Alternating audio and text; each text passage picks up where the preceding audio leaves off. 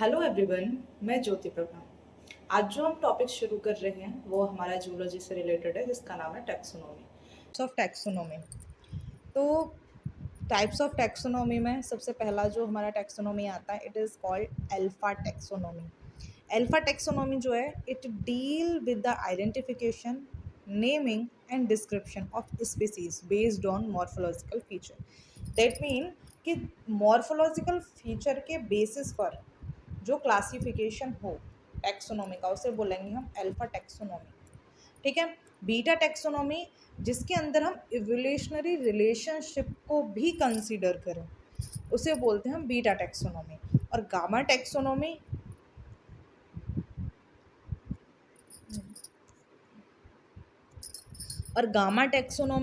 Gamma taxonomy जो evolutionary relationship को भी कंसीडर करे और इंटर स्पेसिफिक वेरिएशन को भी कंसीडर करे, वो भी पॉपुलेशन और सब पॉपुलेशन लेवल पर, उसे बोलते हैं हम गामा टैक्सोनॉमी। ओके। तो अल्फा टैक्सोनॉमी की एक बार डेफिनेशन देखते हैं हम। It deal with the identification, naming and description of species based on morphological feature. Okay, then beta taxonomy, it is focused on arranging species into natural group considered evolutionary relationship.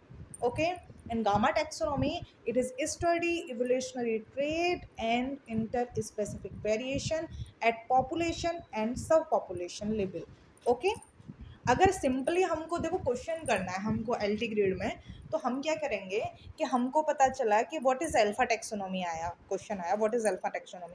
तो आप इन सभी में अगर learn करोगे तो थोड़ा confusion भी हो सकता है during of examination, because examination में एक तो प्रेशर ही इतना होता है। ठीक है, तो आप ये देखो alpha taxonomy that mean morphological feature जहाँ आ जाए, beta taxonomy that mean evolutionary relationship जहाँ आ जाए, गामा टेक्सोनॉमी जिसके अंदर हम इवोल्यूशनरी रिलेशनशिप और इंटर स्पेसिफिक वेरिएशन को पढ़ते हैं, वही पॉपुलेशन और सब पॉपुलेशन की, खत्म कहानी। ठीक है। अब यहीं हम देखते हैं कि कुछ मेथड्स हैं और कुछ डाटा हैं जिनके बेसिस पर भी हमने टैक्सोनॉमी को डिवाइड किया है। इट पहला है हमारा classical taxonomy. Classical taxonomy that mean जिसके अंदर हम ट्रेडिशनल कैरेक्टर्स को इन्वॉल्व करते हैं, जैसे मॉर्फोलॉजी हो गई तो हमारी एनाटॉमी हो गई। न्यूमेरिकल टैक्सोनॉमी, जिसके अंदर हम न्यूमेरिकल मैथमेटिक्स चीज़ों का मतलब मैथमेटिक्स मेथड्स का यूज़ करते हैं, जैसे OTU हो गया, फिनोग्राम्स हो गया, इनके बेस पर हम क्लासीफाई करते हैं। या फिर दो ऑर्गेनिज्म ले लिए, उनको कौन सा इसमें सिमिलर है और कौन सा इसमें डिसिमिलर है। जैसे एक एग्जांपल सुनिए आप, जैसे सपोज़ कीजिए कि हमने, सपोज़ मत कीजिए, देखिए यहाँ, सॉरी यहाँ मैं बताती हूँ। देखिए इधर ये है हमारा पहला ऑर्गेनिज्म और ये हमारा दूसरा ऑर्गेनिज्म। ठीक है।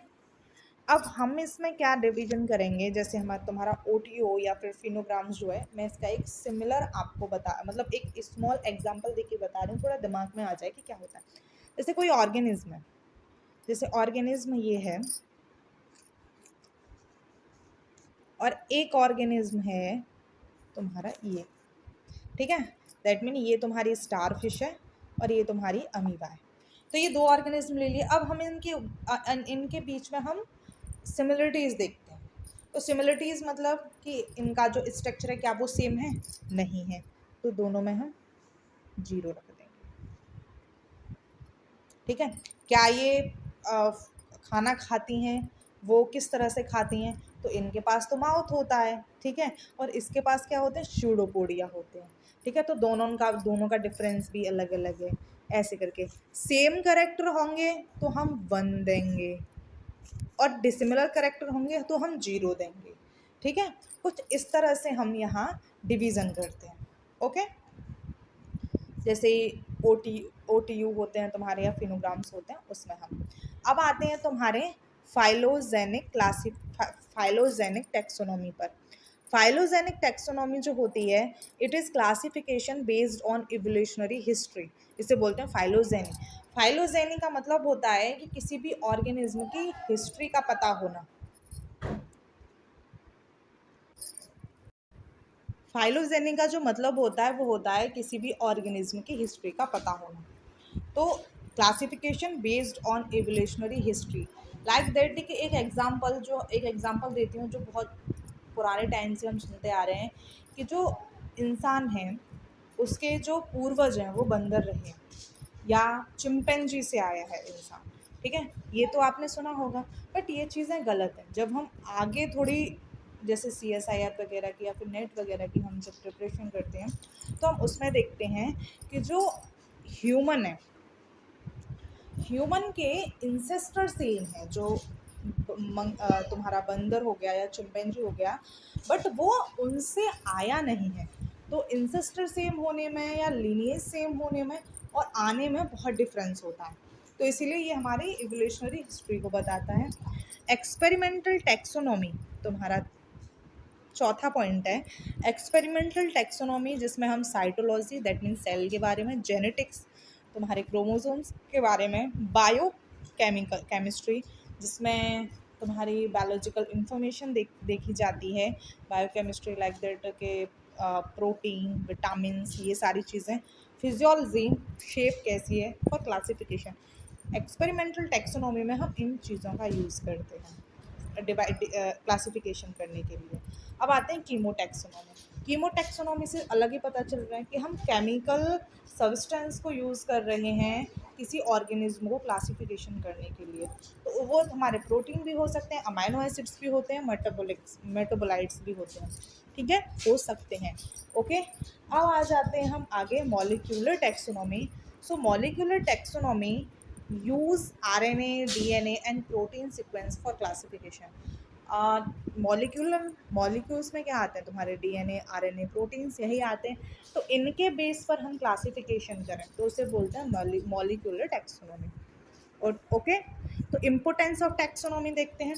तो इम्पोर्टेंस टैक्सोनॉमी है, it is understanding biodiversity, biodiversity को समझने में हेल्प करता है।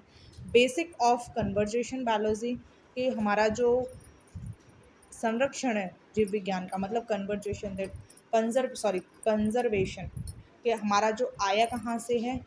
फैसिलिटेड कम्युनिकेशन अमोंग साइंटिस्ट, बीच का संचार सरल बना, दैट मीन कि अगर हम यहाँ आम को आम बोलते हैं, यहाँ आम बोलते हैं, अगर हम किसी अनदर कंट्री में जाके आम बोलें, या किसी दो साइंटिस्ट हैं, आप ही आगे चल के टीचर बन जाओगे, तो अगर आप कहीं किसी और कंट्री में रिप्रेजेंट करने के लिए किसी काम के लिए जाते हो, तो अगर वहाँ तुम किसी साइंटिस्ट लोगों के सामने जहाँ साइंस की बातें चलती हैं वहाँ अगर आप आम को आम बोलोगे ना तो वो समझेंगे नहीं, आपको बोलना होगा मौजी फेरा indica.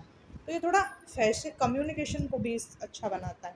Help to evolutionary study and biotechnology, तो ये क्या करता है कि इवोल्यूशनरी स्टडी में भी हेल्प करता है, बायोटेक्नोलॉजी में भी सहायक होता है, ठीक है। अब हम सिस्टमेटिक्स ये हम कल की क्लास में पढ़ेंगे, आज के लिए इतना है। ओके, ये हमारा टॉपिक कंप्लीट हो चुका है, और अगर इससे रिलेटेड कोई क्वेरी हो या फिर कोई सजेशन देना हो तो आप कमेंट कर सकते हैं मुझे। Thank you so much. Radhe Radhe.